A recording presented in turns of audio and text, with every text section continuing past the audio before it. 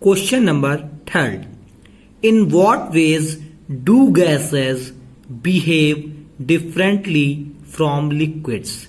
In what ways do gases behave differently from liquids? Answer number 3. Liquids and gases. Difference between liquids and gases. First point of liquid, molecules are less tightly packed. First point of liquids, molecules are less tightly packed. First point of gases, the force of attraction between the molecules is the least.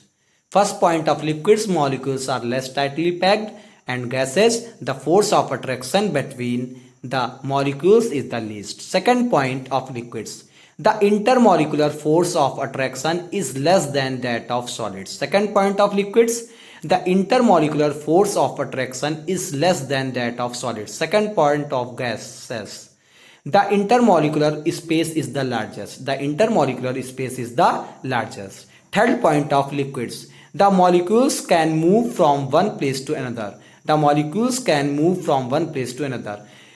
Third point of gases, by mistake it is fourth point of gases, the molecules move independently. The molecules move independently. Fourth point of liquids, do not have any particular shape of their own and thus require the shape of the vessel. Do not have any particular shape of their own and thus require the shape of the vessel.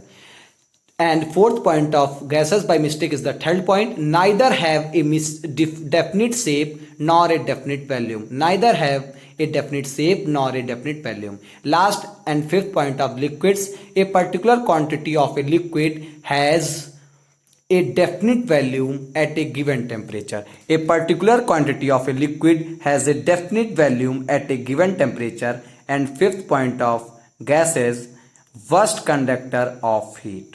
Worst conductor of heat. Okay, here we have finished answer number 3. Question number 4. Write about solid liquid interconversion in brief. Write about solid liquid interconversion in brief. Answer number 4. Solid liquid interconversion. When a solid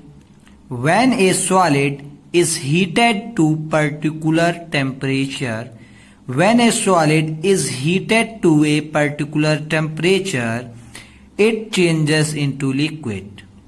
It changes into liquid. This process is called melting, and the temperature at which a solid melts is called its melting point.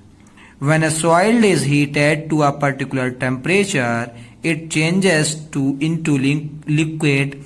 This process is called melting, and the temperature at which a solid melts is called its melting point. The melting of a solid is also the freezing point of the corresponding liquid.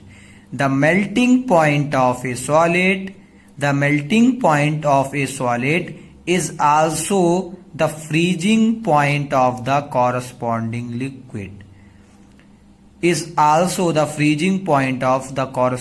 liquid. Because the liquid freezes